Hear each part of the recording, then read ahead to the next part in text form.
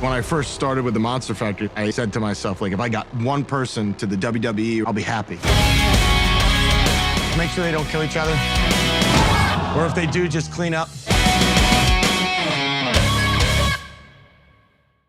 Welcome back to a brand new episode from the Critics Collective. I'm the Dad Panther variety streamer, content creator, and I am Mr. Showtime, which means I am the whole freaking show. Now, we're going to talk about wrestling a little bit, and we're going to talk about a reality show that didn't get a chance to hoist the championship belt before they were canceled. The show was canceled, but I still enjoy the show enough. I'm just going to tell you a thumbs up. Also, while you're doing thumbs up, hit like, subscribe, ring the notification bell, follow us for more content from the Critics Collective. We'll greatly appreciate that. Now, what we're going to talk about is on Apple Plus TV, and it's called Monster Factory. It came out in 2023. It's a show. It only had one season, unfortunately, and for the most part, each episode is about an hour. Now, for this show, the premise that IMDB says, welcome to the world famous Monster Factory, a school where spandex-clad misfits escape the confines of everyday life to chase the dream of going pro. Yeah, that's a fair assessment of what it is. Now, the cast, I thought, okay, so I'll say this. First impression was high. I had high hopes. I had high hopes for this because Apple TV was just really starting. I already, almost like Thanos, I already owned all the other streaming services. I was like, just one more. And I placed that in the gauntlet. But I was excited about it because it's wrestling and it was reality and it was something that wasn't necessarily scripted. And I was like, hey, let's get a look at this. There was another reality show with Al Snow running it. I'm gonna see if I can find that and do a review on it. But I enjoyed that and I wanted to see something again. So check this out. So to me, it was hyped up. I remember clicking the button on Apple Plus over and over again, like at least once every other day, it felt like, to find out when it was coming out, because it always said coming soon, but it didn't really give a date. And I feel like now Apple on their format, they show a date coming soon, what's leaving. There is some confusing stuff. There's two animes I'm trying to watch, something with a robot and something about the future, where it was like it's coming soon and you click it and it just tells you how to watch it, and that's for a different time, unpopular opinion. So my lows for this show was that they canceled it. That was my absolute low.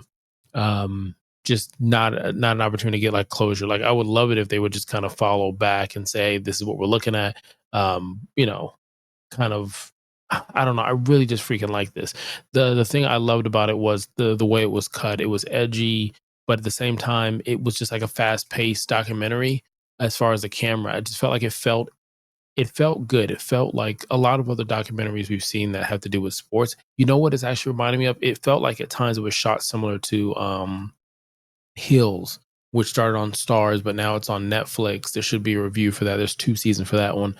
The cast, meaning the wrestlers, they showed their persona, their gimmick. They showed their struggles to find that. There were some cast members that stood out. Gabby, oh my gosh, she stood out.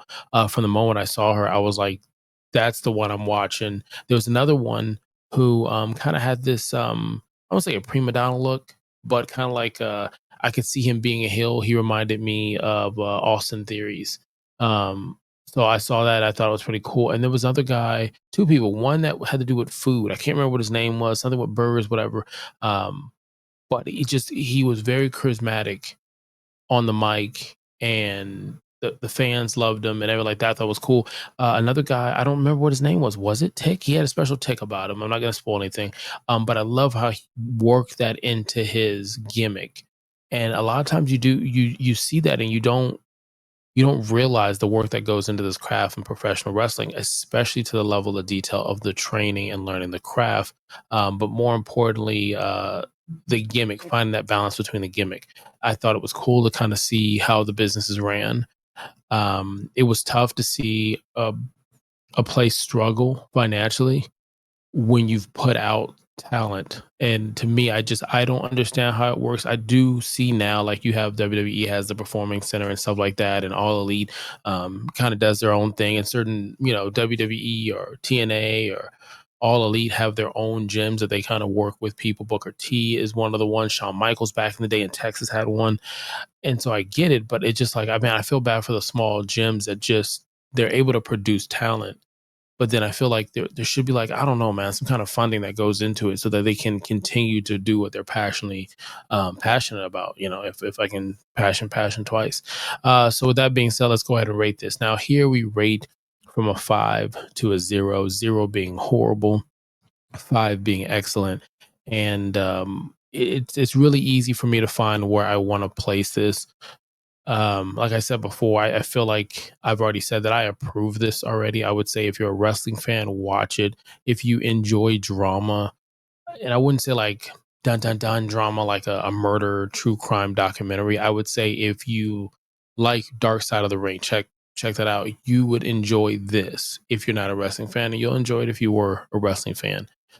There were some wrestlers on here I thought was cool because I remember seeing them on All Elite Wrestling. I'm like, that's how they got there. It's like, and then you kind of understand parts of the business where some wrestlers kind of rotate to fill in. And I remember kind of seeing it in the WCW, WWE, Raw is War, Monday Night Nitro, War of the ages. But it was kind of cool perspective to see that.